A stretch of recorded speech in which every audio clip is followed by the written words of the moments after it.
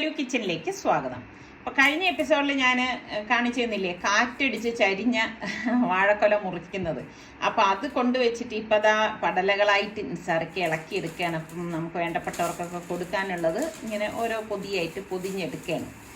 അപ്പം ഞാൻ കണ്ണൂരിൽ നിന്ന് വന്നപ്പം അനിയത്തി എനിക്ക് തന്ന കീരയാണ്. അപ്പം ഞാനത് ഫ്രിഡ്ജിൽ വെച്ചിരിക്കുകയായിരുന്നു. അപ്പം ഇന്നിപ്പോൾ എന്തായാലും കീര ഞാനിപ്പോൾ ഇതാ പുറത്തേക്ക് എടുക്കുകയാണ്. ഇത് വച്ചിട്ട് കറി ഉണ്ടാക്കാമെന്നാണ് വിചാരിക്കുന്നത്. അപ്പോൾ എനിക്ക് ഭയങ്കര ഇഷ്ടമാണ് കേട്ടോ കീരയൊക്കെ ഇങ്ങനെ കഴിക്കാനും. ഞാനിവിടെ പിള്ളേരുടെ അടുത്തും പറയും എപ്പോഴും നമ്മൾ ഹെൽത്തി ആയിട്ടുള്ള സംഭവങ്ങളൊക്കെ ഇങ്ങനെ കഴിക്കണം എന്നുള്ളത്. അപ്പോൾ അത് നന്നായിട്ടൊന്ന് കഴുകിയെടുത്ത്, സാധാരണ കീരയിൽ ഒരുപാട് മണ്ണൊക്കെ ഉണ്ടാവും, ഇതിലിപ്പോൾ മണ്ണൊന്നും ഉണ്ടായിരുന്നില്ല. അപ്പോൾ കഴുകിയെടുക്കാൻ തന്നെ എനിക്ക് എളുപ്പമായിരുന്നു. അപ്പോൾ കഴുകിയെടുത്തിട്ട് ഞാൻ ഈ ഇതിൻ്റെ തണ്ടും ഒക്കെ ചേർത്തിട്ട് തന്നെയാണ് ഇതുപോലെ ഒന്ന് കട്ട് ചെയ്തെടുക്കണത് കേട്ടോ. കാരണം ഇതിലൊന്നും വേസ്റ്റ് ചെയ്യാനില്ലല്ലോ. അപ്പം അതിനിടയിൽ ഞാൻ ചോറ് വയ്ക്കാനായിട്ട് അരിതേ കുക്കറിലേക്ക് ഇടുന്നുണ്ടായിരുന്നു. അപ്പം ഞാൻ എത്ര വീഡിയോയിൽ ഇത് കാണിച്ചാലും പലർക്കും എനിക്കൊന്ന് ആദ്യം കാണുന്നവർക്കൊക്കെ ഇതൊരു ഡൗട്ടുണ്ട് കേട്ടോ. ഞാനിതുപോലെ കുക്കറിനകത്ത് കുറച്ച് വെള്ളം ഒഴിച്ച് കലയിറക്കിയിട്ട് ഇതുപോലെ മൂടി ഒരു അരമണിക്കൂറാണ് എനിക്ക് ചോറ് തന്ന സമയം. അപ്പം നമ്മുടെ കീരയിലേക്ക് ഞാൻ ഒരു 5-6 വെളുത്തുള്ളി ചതച്ചതും പാകത്തിനുള്ള ഉപ്പും കൂടി ഇട്ടിട്ട് ഇതാ ഒന്ന് മിക്സ് ചെയ്ത് കൊടുക്കും. എണ്ണയോ വെള്ളമോ ഒന്നും ഒഴിക്കത്തില്ല കേട്ടോ. കീരയിൽ ഇതൊന്നും ഒഴിക്കാൻ എണ്ണ വേണമെങ്കിൽ എടുക്കാം, പക്ഷെ ഞാൻ ഇന്നിപ്പം എണ്ണയൊന്നും ഒഴിച്ചിട്ടില്ല. വെറുതെ ഇങ്ങനെ വെച്ചിട്ട് ഗ്യാസ് ഓൺ ചെയ്ത് വെച്ച് മൂടി വെച്ചിട്ടാണ് ഇതൊന്ന് വേവിച്ചെടുക്കുന്നത്. ഇന്ന് ഞാനൊരു കോഴ്സ് പരിചയപ്പെടുത്താം. മുൻപൊരു വീഡിയോയിൽ അപർണ എൻട്രി ആപ്പ് വഴി സ്പോക്കൺ ഇംഗ്ലീഷ് പഠിപ്പിക്കുന്നതിനെ കുറിച്ച് പറഞ്ഞിരുന്നു. അപ്പോൾ അതിനുശേഷം അവർക്ക് ഒരുപാട് എൻക്വയറീസ് ഒക്കെ വന്നു എന്ന് പറഞ്ഞു. അപ്പം ആ വീഡിയോ മിസ്സായവർക്ക് വേണ്ടിയിട്ട് ഞാൻ ഒരിക്കൽ കൂടി പറയാം. ഇവിടെ നമ്മളുടെ കേരളത്തിൽ ജനിച്ചു വളർന്ന അമേരിക്കക്കാരിയായ അപർണയ്ക്ക് നമ്മൾ മലയാളികൾ ഇംഗ്ലീഷ് സംസാരിക്കുമ്പോൾ വരുത്തുന്ന തെറ്റുകളെല്ലാം നന്നായിട്ട് മനസ്സിലാവും. അപ്പം അത് മനസ്സിലാക്കിയിട്ടാണ് അവർ ഈ ഒരു കോഴ്സ് പഠിപ്പിക്കുന്നത്. ഇപ്പൊ ജോലി അന്വേഷിച്ച് നടക്കുന്നവർക്കും വീട്ടമ്മമാർക്കും കുട്ടികൾക്കും എന്തിന് ഇംഗ്ലീഷ് സംസാരിക്കണമെന്ന് വളരെയധികം ആഗ്രഹിക്കുന്നവർക്കും വളരെ ഉപകാരപ്പെടും അപർണയുടെ ഈ ഒരു കോഴ്സ്. അപ്പൊ അപർണയുടെ ഈ ഒരു കോഴ്സ് എൻട്രി ആപ്പിൽ അവൈലബിൾ ആണ്. എൻട്രി ആപ്പ് ഡൗൺലോഡ് ചെയ്ത് എങ്ങനെയാണ് ഈ കോഴ്സ് എടുക്കുന്നതെന്ന് ഞാൻ സ്ക്രീൻ റെക്കോർഡർ വഴി കാണിച്ചു തരാം. അപർണയുടേത് റെക്കോർഡഡ് വീഡിയോസ് ആണ് ഈ എൻട്രി ആപ്പിലുള്ളത്. അപ്പോൾ നമുക്ക് നമ്മളുടെ ജീവിത തിരക്കിനിടയിലും ഏത് സമയത്ത് വേണമെങ്കിലും നമുക്ക് അത് കേട്ടുകൊണ്ടോ കണ്ടുകൊണ്ടോ പഠിക്കാൻ സാധിക്കും. അതല്ല ഒരു മെന്ററുടെ ആവശ്യമുണ്ടെങ്കിൽ അതിനുള്ള പ്ലാനും എൻട്രി ആപ്പ് നൽകുന്നുണ്ട്. ഇപ്പോൾ കേരളത്തിലെ ഏറ്റവും മികച്ച ഇംഗ്ലീഷ് സ്പോക്കൺ മെന്റേഴ്സിനെ നിയമിച്ചിട്ടുണ്ട്. അപ്പോൾ അവര് നമുക്ക് ആ കോഴ്സ് പഠിപ്പിച്ചു തരുന്നതാണ്. ലൈവ് സെക്ഷൻ വഴി പഠിപ്പിച്ചു തരും. അപ്പോൾ ഈ കോഴ്സ് കംപ്ലീറ്റ് ആയി കഴിഞ്ഞാൽ കോഴ്സ് കംപ്ലീഷൻ സർട്ടിഫിക്കറ്റ് നൽകുന്നുണ്ട്. അപ്പോൾ ഇതിന്റെ കൂടുതൽ ഡീറ്റെയിൽസ് ഞാൻ ഡിസ്ക്രിപ്ഷൻ ബോക്സിൽ കൊടുത്തിരിക്കാം.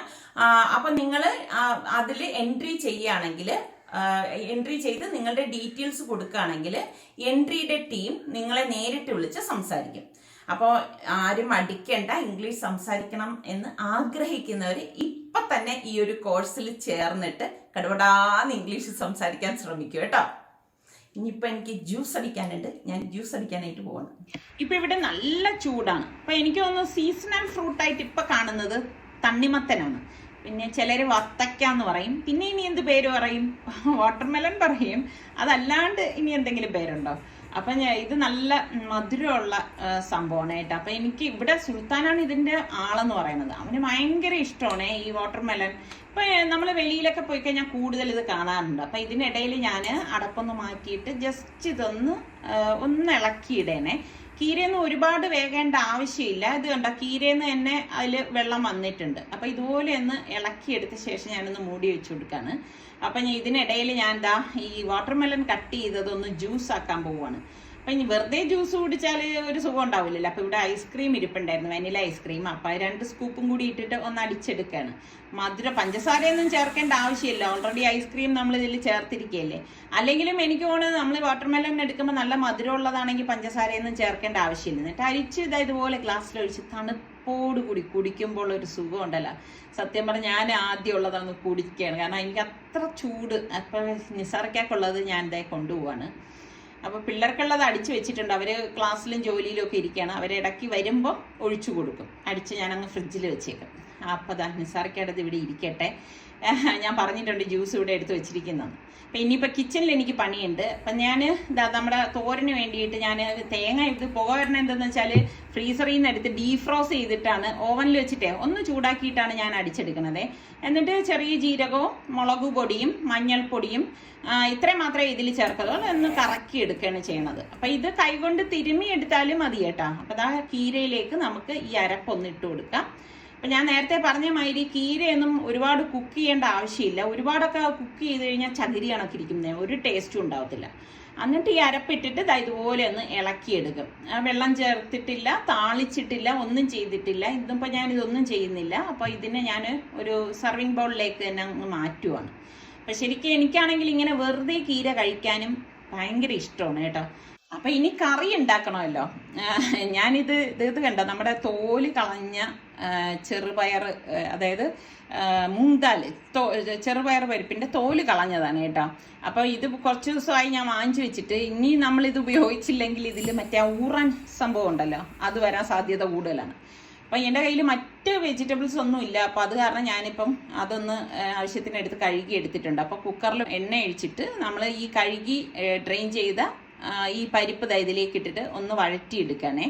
അപ്പം ഞാൻ ഇങ്ങനെയാണ് ഈ ഒരു കറി ഉണ്ടാക്കണത്. എണ്ണയിലിട്ട് നല്ലതുപോലെ, അതായത് ആ പൊട്ടുന്ന സൗണ്ട് വരണത് വരെ ഒന്ന് വഴറ്റി കൊടുക്കും. എന്നിട്ട് ഈ വെളുത്തുള്ളി, പച്ചമുളക്, കറിവേപ്പില, ഒരു 3-4 വെളുത്തുള്ളി, 2-3 പച്ചമുളകും കുറച്ച് കറിവേപ്പിലയാണ് എടുത്തത്. അതും കൂടി ഇതിലേക്ക് ഇട്ടിട്ട് ഇതുപോലെ ഒന്ന് ഇളക്കി കൊടുക്കും. അപ്പം എളുപ്പത്തിന് വേണ്ടിയിട്ടാണ് ഇങ്ങനെ ചെയ്യണത് കേട്ടോ. ഇനി നമുക്കിതിലേക്ക് 1/2 ടീസ്പൂൺ മഞ്ഞൾപ്പൊടി കൂടി ചേർത്ത് കൊടുക്കണം. ചേർത്തിട്ടൊന്ന് ഇളക്കിയെടുക്കാം. അപ്പോൾ ഇത് തന്നെ പല രീതിയിൽ നമുക്ക് തയ്യാറാക്കിയെടുക്കാം. എന്നിട്ട് ഞാനിതിൽ കുറച്ച് തിളച്ച വെള്ളമാണ് ഒഴിച്ചു കൊടുക്കുന്നത്. ഏത് കറി നമ്മൾ ഉണ്ടാക്കുമ്പോഴായാലും വെള്ളം ചേർക്കേണ്ട ആ ഒരു ഭാഗം വരുമ്പോൾ നമ്മൾ തിളച്ച വെള്ളം തന്നെ ഉപയോഗിക്കാൻ ശ്രദ്ധിക്കണം കേട്ടോ. അത് ശരിക്കും നല്ലതുപോലെ ആ കറികൾ ഉണ്ടാക്കുന്നതിന് വ്യത്യാസം വരും. അപ്പം നമുക്കിതിൽ പാകത്തിനുള്ള ഉപ്പും കൂടി ഇട്ടിട്ട് കുക്കർ മൂടിയിട്ട് ഞാനൊരു 2-3 വിസിൽ വരെ ഇതൊന്ന് വേവിച്ചെടുക്കും കേട്ടോ. വെളിയിലേക്ക് നോക്കുമ്പോഴേക്ക് അത്യാവശ്യം കാറ്റൊക്കെ ഉണ്ടെങ്കിലും നല്ല ചൂടാണ് കേട്ടോ. പെട്ടെന്നാണ് ഇപ്പം ചൂട് കൂടിയത്. അപ്പോൾ ഞാനിനിയിപ്പോൾ പരിപ്പിന് വേണ്ടിയിട്ട് ഇതുപോലെ തേങ്ങ മിക്സിയുടെ ജാറിലേക്ക് ഇട്ട് കൊടുക്കുകയാണ്.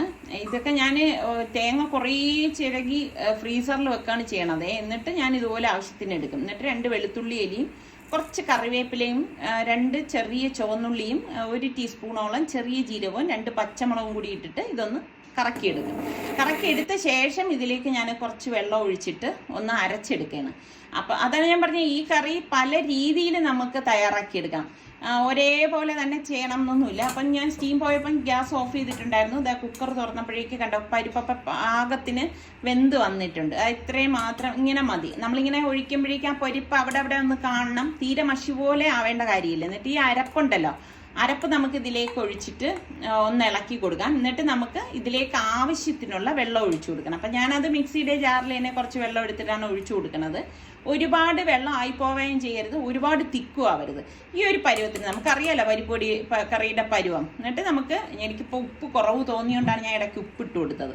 ഒന്ന് ഇളക്കി കൊടുത്തിട്ട് ഞാൻ മാറ്റി വെച്ചിട്ട് മറ്റൊരു പാൻ അടുപ്പത്തേക്ക് വെക്കാണ്. അപ്പോൾ ഈ പരിപ്പ് കറി ഞാനൊരു സർവിങ് ബൗളിലേക്കൊന്ന് ഒഴിച്ചു കൊടുക്കാൻ കേട്ടോ.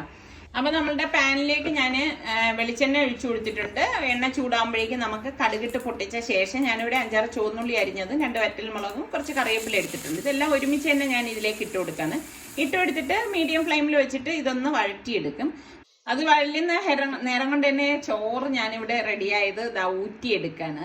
അപ്പോൾ അരമണിക്കൂർ ആകുമ്പോഴേ തന്നെ നമ്മുടെ ചോറ് റെഡിയായി കിട്ടും കേട്ടോ. പിന്നെ പിള്ളേര് നമ്മുടെ സുൽത്താന് ചപ്പാത്തിയാണല്ലോ, ഞാൻ എപ്പോഴും നിങ്ങളുടെ അടുത്ത് പറയത്തില്ല, അവൻ ചോറ് അങ്ങനെ അധികം കഴിക്കാറില്ല. അപ്പോൾ ഇത് ഇങ്ങനെ ഉള്ളിയൊക്കെ ഒന്ന് മൂത്ത് വരുന്ന സമയത്ത് ഞാൻ ഒരു ചെറിയ തക്കാളി ചെറുതായിട്ട് അരിഞ്ഞെടുത്തിട്ടുണ്ട്. അത്യാവശ്യം നല്ല കളറുള്ള തക്കാളി ഈ സമയത്ത് എടുക്കാൻ നോക്കണേ. എന്നിട്ട് അതും ചേർത്തൊന്ന് വഴറ്റിയിട്ട് 1/2 ടീസ്പൂൺ മുളക് പൊടി ഇട്ട് കൊടുക്കുക. നമ്മൾ മുളക് പൊടി ഇതുവരെ ചേർത്തില്ലല്ലോ. എന്നിട്ട് നമുക്കിത് ഈ റെഡിയായ പരിപ്പിലേക്ക് ഒഴിച്ച് ഇതുപോലെ ഇളക്കിയിട്ട് മൂടി വെച്ച് കൊടുക്കാം. അപ്പൊ കണ്ണൂരിൽ നിന്ന് വന്ന ശേഷം ഞാനിവിടെ മീനൊന്നും വാങ്ങിയിട്ടില്ല. നിസ്സാറിക്കാണെങ്കിൽ എന്തെങ്കിലും ഒരു ഐറ്റം വേണം. അപ്പം ഞാൻ നോക്കിയപ്പോൾ മുട്ട ഇരിപ്പുണ്ട്. അപ്പം ഞാൻ വിചാരിച്ച് മുട്ട കൊണ്ട് വെറൈറ്റി ആയിട്ട് എന്തെങ്കിലും ഉണ്ടാക്കാം. അപ്പം മുട്ട ഞാൻ ഇതുപോലെ സ്റ്റീമറിൽ വെച്ചിട്ടാണ് പുഴുങ്ങിയെടുക്കുന്നത്. ഇങ്ങനെ ആകുമ്പോഴേക്കും നമുക്ക് നല്ല എളുപ്പമാണ് കേട്ടോ. എനിക്ക് നല്ല എളുപ്പമാണ് ഇങ്ങനെ സ്റ്റീമർ. പിന്നെ അതിൻ്റെ പുറകെ നമ്മൾ നിൽക്കുകയൊന്നും വേണ്ട. അപ്പം ഒരു പാനിലേക്ക് ഞാൻ 2 ടേബിൾ സ്പൂൺ എണ്ണ ഒഴിച്ച ശേഷം കുറച്ച് കടുകും അതുപോലെ തന്നെ ചെറിയ ജീരകം ഇല്ലേ, അതായത് ക്യുമിൻ സീഡും കൂടി ഇട്ട ശേഷം 1 ടീസ്പൂൺ മുളക് പൊടി, 1 ടീസ്പൂൺ മഞ്ഞൾപ്പൊടി, 1 ടീസ്പൂൺ ഗരം മസാല പൊടി, 1 ടീസ്പൂൺ മല്ലിപ്പൊടി, 1 ടീസ്പൂൺ ചെറിയ ജീരകത്തിൻ്റെ പൊടി, ഇത്ര ഇട്ട ശേഷം ഞാനിവിടെ 2 സവാള ചെറുതായിട്ട് അരിഞ്ഞെടുത്ത് വെച്ചിട്ടുണ്ട്. അപ്പോൾ ആ സവാളയും 2 പച്ചമുളകും കറിവേപ്പിലയും കൂടി ഇതിലേക്ക് ഇട്ട് കൊടുക്കുകയാണ്. ഇട്ട് കൊടുത്ത ശേഷം ഇതുപോലെ ഒന്ന് വഴറ്റി കൊടുക്കണം. അപ്പോൾ സവാള വളരെ ചെറുതായിട്ട് ഇതുപോലെ അരിഞ്ഞെടുക്കാൻ ശ്രദ്ധിക്കണേ. ഒന്ന് വഴറ്റി കൊടുത്ത ശേഷം ഞാൻ മുട്ട പുഴുങ്ങിയത് തോട് കളഞ്ഞു വെച്ചിട്ടുണ്ടായിരുന്നു. അപ്പോൾ അത് ഇതുപോലെ ഞാൻ 4ആയിട്ട് കട്ട് ചെയ്തെടുക്കുകയാണ്. ഇതിനൊന്നും അങ്ങനെ ഇങ്ങനെ തന്നെ എടുക്കണം എന്നൊന്നുമില്ല. അതിനുശേഷം ഞാൻ ഒരു തക്കാളി ഇതുപോലെ ഇതിലേക്ക് ഇട്ടിട്ട് പാകത്തിനുള്ള ഉപ്പും ഇട്ട് ഒന്ന് വഴറ്റിയെടുക്കുകയാണ്. ഒരു തക്കാളി ചേർത്താൽ മതിയാവേ. എന്നിട്ട് തക്കാളി നല്ലതുപോലെ അതിൻ്റെ ആ ജലാംശം നിൽക്കരുത്, അതുപോലെ ഒന്ന് വഴറ്റിയെടുക്കണം. എളുപ്പത്തിന് വേണ്ടി ഞാൻ മൂടി വെച്ച് കൊടുക്കുകയാണ്. അപ്പം മൂടി തുറന്നിട്ട് നമുക്ക് ഇതുപോലെ ഒന്ന് ഇളക്കിയെടുക്കാം. ഇളക്കിയെടുത്തിട്ട് ഞാനിവിടെ ഒരു 3 ടേബിൾ സ്പൂൺ തേങ്ങ ഇട്ട് കൊടുക്കുകയാണ്. ഡയറക്റ്റ് തന്നെ തേങ്ങ ഇതിലേക്ക് ഇട്ട് കൊടുക്കുകയാണ് ചെയ്യണത്, അരച്ചിട്ടൊന്നുമില്ല കേട്ടോ. എന്നിട്ട് നല്ലതുപോലെ ഒന്ന് ഇളക്കി കൊടുക്കാം. അപ്പോൾ കുറച്ച് ഡ്രൈ ആയിട്ടിരിക്കും ഈ സംഭവം നമ്മളിങ്ങനെ ഇളക്കിയെടുക്കുമ്പോൾ. പിന്നെ കുറച്ചധികം മല്ലിയില ഞാൻ ഇട്ട് കൊടുക്കുന്നുണ്ട്. അപ്പോൾ ഒരു ഡിഫറെൻറ്റ് ടേസ്റ്റാണ്. എപ്പോഴും നമ്മൾ കഴിക്കുന്നതിൽ നിന്ന് ഒരു വ്യത്യസ്തതയാണ്. ഈ മുട്ട കട്ട് ചെയ്തത് ഇതിലേക്ക് ഇട്ടിട്ട് നല്ലതുപോലെ ഇളക്കി മിക്സ് ചെയ്ത് കൊടുക്കാം. അപ്പോൾ ഇത് ശരിക്കും പറഞ്ഞാൽ നല്ല രുചിയുള്ള ഒരു മുട്ട മസാല ഫ്രൈ എന്നോ മുട്ട മസാല തോരനോ എന്ത് പേര് വേണോ നിങ്ങൾക്ക് ഇട്ട് വിളിക്കാം കേട്ടോ. അപ്പോൾ ഇത് നമുക്ക് ചോറിന് മാത്രമല്ല, വെറുതെ നമുക്ക് ചായയുടെ കൂടെയൊക്കെ കഴിക്കാനും പറ്റിയ ഒരു ഐറ്റം തന്നെയാണ്. എന്നിട്ട് മൂടി വെച്ചിട്ട് 2 മിനിറ്റ് കഴിഞ്ഞിട്ട് മൂടി തുറന്നിട്ട് ഇതുപോലെ ഒന്ന് ഇളക്കി കൊടുക്കാം.